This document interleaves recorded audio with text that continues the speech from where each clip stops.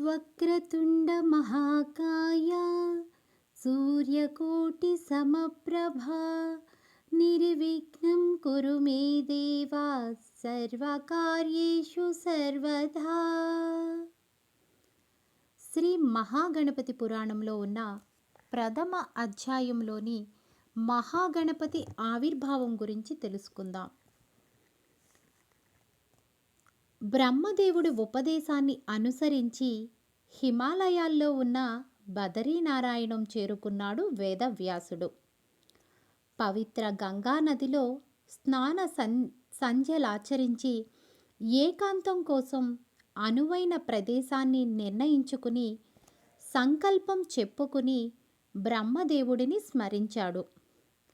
మరుక్షణం చతుర్ముఖుడు అతని ముందు ప్రత్యక్షమై, ఏం నాయనా, దేనికి నన్ను స్మరించావు అని అడిగాడు. వ్యాసుడు చేతులు జోడించి, దేవా, గురూపదేశం లేనిదే ఏ కార్యమూ జయప్రదం కానేరదు.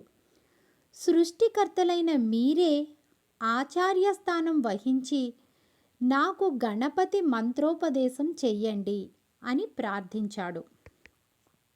బ్రహ్మదేవుడు సంతోషించి, నాయనా వ్యాస, సర్వకామ్యార్థ సిద్ధిదాయకము, సర్వ శుభంకరము, మంగళప్రదము అయిన గణపతి మంత్రోపదేశాన్ని చేస్తాను.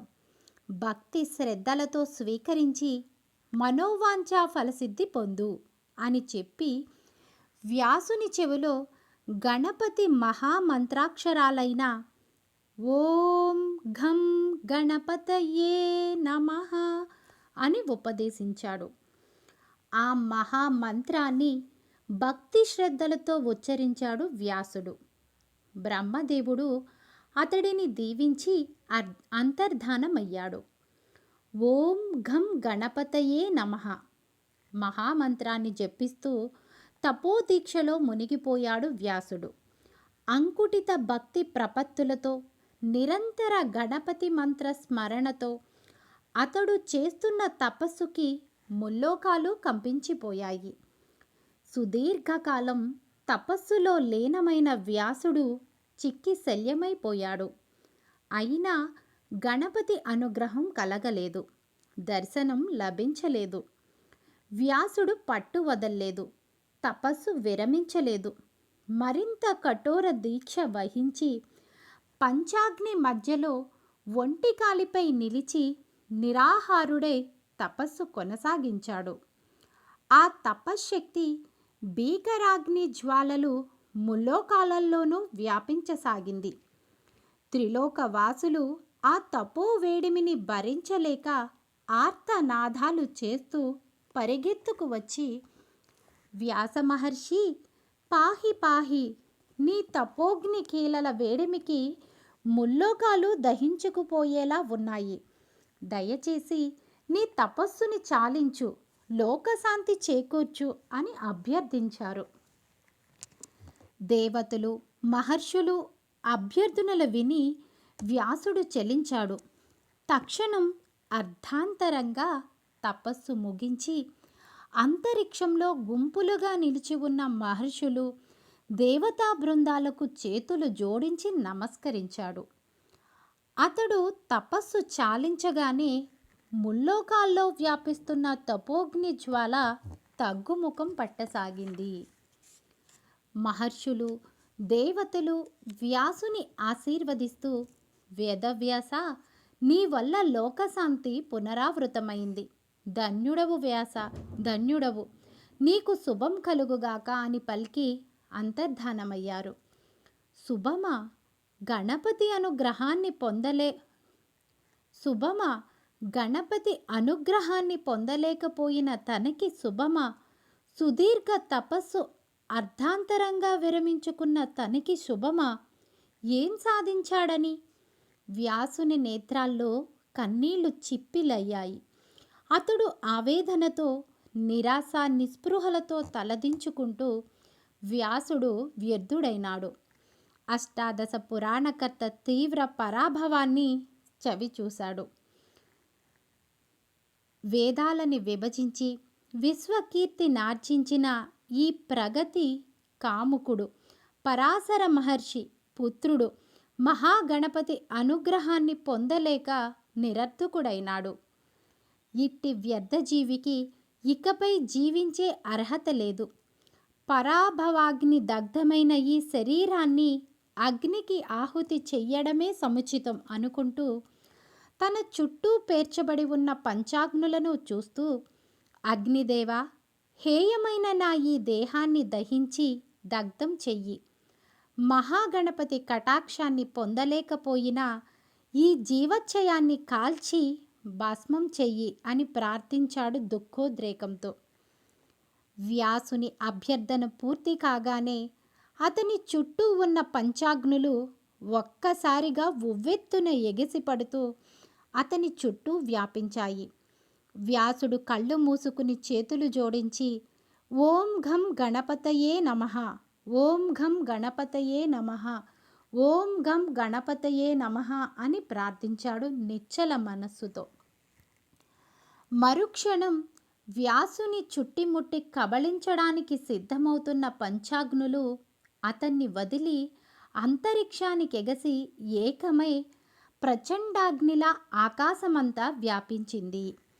ఆ అగ్ని కోట్లాది సూర్యప్రకాశాలతో సమానంగా బాసిల్లుతూ ఆకారాన్ని ధరించసాగింది. ఆ సమయంలో ఓం గణానాన్త్వా గణపతింగుం అంటూ అంతరిక్షం నుండి యజుర్వేద సూక్తం భావబంధురంగా వినిపించసాగింది. వ్యాసుడు చప్పునే తేరుకుని కళ్ళు తెరిచి ఆకాశం వైపు చూశాడు. అగ్నిలో రూపుదిద్దుకుంటున్న గణపతి ఆకారాన్ని దర్శిస్తూ తనకి వినిపిస్తున్న యజుర్వేద సూక్తాన్ని వింటూ ఆ సూక్తానికి అర్థాన్ని చెప్పుకుంటూ, సమస్త దేవతాగణాలకు అధిపతివైన ఓ గణపతి, నీవు పండిత శ్రేష్ఠులలో అగ్రగణ్యుడవు, నీవు దేవతాగణములలో జ్యేష్ఠుడవు, ప్రథముడవు, బ్రహ్మవు, బ్రాహ్మణులలో శ్రేష్ఠుడవు, వేదములకు అధినాయకుడవు, ఆది అంతములు లేనివాడవు. మా స్తుతులను మన్నించు, మా ప్రార్థనలు ఆలకించి మమ్మల్ని రక్షించు, అనుగ్రహించు. వేదము కంటే ముందు నుంచి శాశ్వతముగా ఉన్నవో మహాగణపతి, మా నమస్కారాలు స్వీకరించు అంటూ ప్రార్థనగా అంతరార్థం చెప్పుకున్నాడు.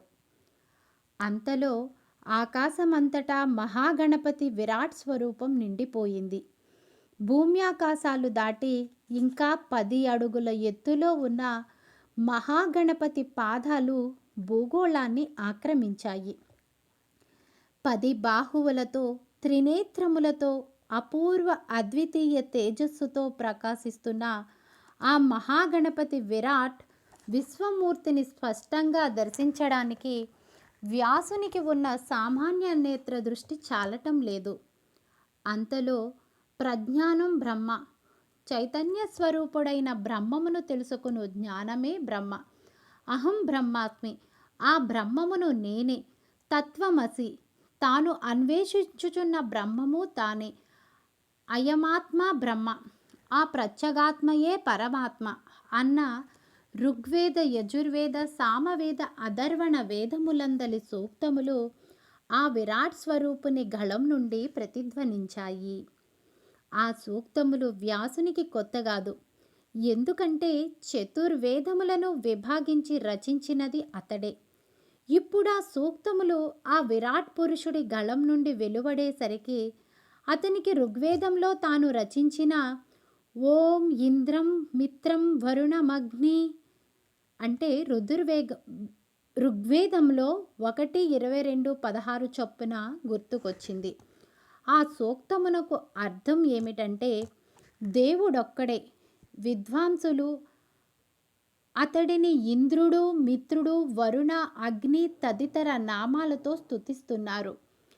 అందరికంటే అధికుడు బ్రహ్మము, ఇతడే రుద్రుడు, శివుడు, విష్ణువు, నారాయణుడు, సూర్యుడు తదితర నామాలతో విలసిల్లుతున్నాడు. ఈ బ్రహ్మమును బాహ్యేంద్రియములతో దర్శించుట అసాధ్యం. ఈ సమస్త సృష్టిలోని అణువణువులోనూ ఈ పరమాత్మ నిండి ఉన్నది. ఈ సమస్త బ్రహ్మాండానికి ఆధారభూతుడైన భగవంతుడు ఒక్కడే. ఆ ఒక్కడు ఇతడే. అతడు నియంత, అనంత శక్తి సంపన్నుడు, వేదములను సృష్టించినవాడు, వేద నాయకుడు అయిన ఈ పరమాత్ముడొక్కడే శాశ్వతుడు, నిత్యుడు, సర్వసమర్థుడు.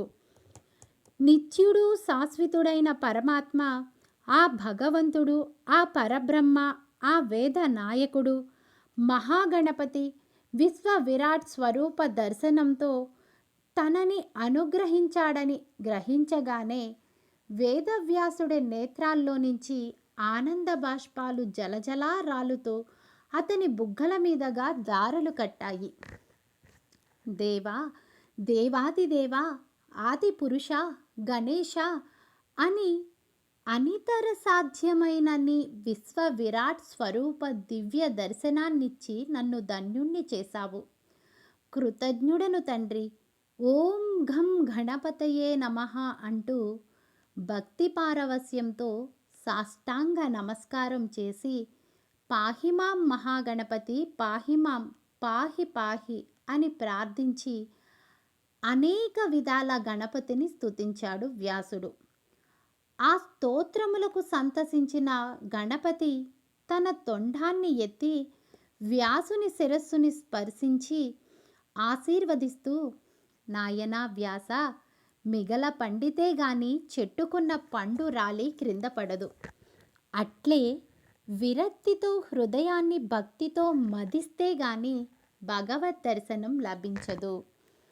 అష్టాదశ పురాణకర్తవన్న అహంకారంతో నువ్వు తపస్సు చేసినంతకాలం నీకు నా దర్శనం కాలేదు.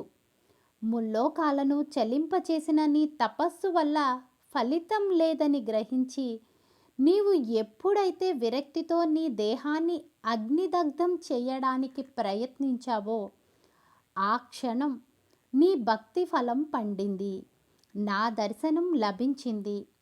భక్తి ఫలించడానికి సంవత్సరాలు, యుగాలు అవసరం లేదు. నిష్కల్మష హృదయంలో నిర్మల భక్తి పుట్టడానికి ఒక్క క్షణం చాలు. తన దేహం, మనస్సు, ఆత్మ తనది కాదని, అది భగవదార్పితమని ఎవరు మనస వాచ కర్మణ భావిస్తారో వారి పట్ల భగవంతుడు ప్రసన్నుడై ఉంటాడు. వారి ఇంట వెంట జంట ఉంటాడు. తనని తాను భగవదార్పితం చేసుకోనివాడు వేలాది సంవత్సరాలు తపస్సు చేసినా, పూజలు జపాలు చేసినా ప్రయోజనం ఉండదు. ఈ సత్యాన్ని గ్రహించి నిశ్చలమైన భక్తిభావాన్ని నీ రచనల ద్వారా ప్రచారం చేసి మానవ జాతికి మార్గదర్శకుడిగా వర్ధిల్లు. నా దర్శనం నీకు లభించిన ఈ రోజు ఆషాఢ పున్నమి. ఈ పూర్ణిమ నీ పేరిట వ్యాస పూర్ణిమగా, గురు పౌర్ణిమగా విరాజిల్లుతుంది. ఈ గురు పౌర్ణిమ నాడు సృష్టికి ఆది గురువు అయిన నన్ను, వేదవ్యాసు గురువైన నిన్ను నిశ్చల భక్తితో పూజించి తమ తమ గురుదేవులను దర్శించి గురుపూజ చేసిన వారు ఆయురారోగ్య ఐశ్వర్య సౌభాగ్యాలతో నిండు నూరేళ్లు వర్ధిల్లి జీవితాంతాన ఉత్తమ గతులు పొందుతారు అంటూ వరాలు అనుగ్రహించాడు మహాగణపతి.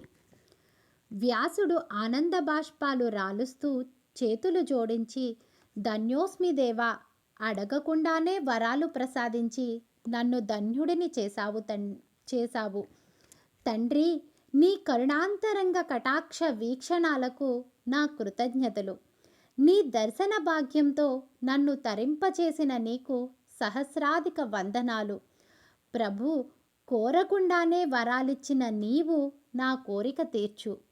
నీ దివ్య చరిత్రని రచించే భాగ్యాన్ని నాకు ప్రసాదించు. లోక కళ్యాణార్థం నాకీ అవకాశం ఇచ్చి సంశయరహితమైన నీ చరిత్రని నాకు వివరించు.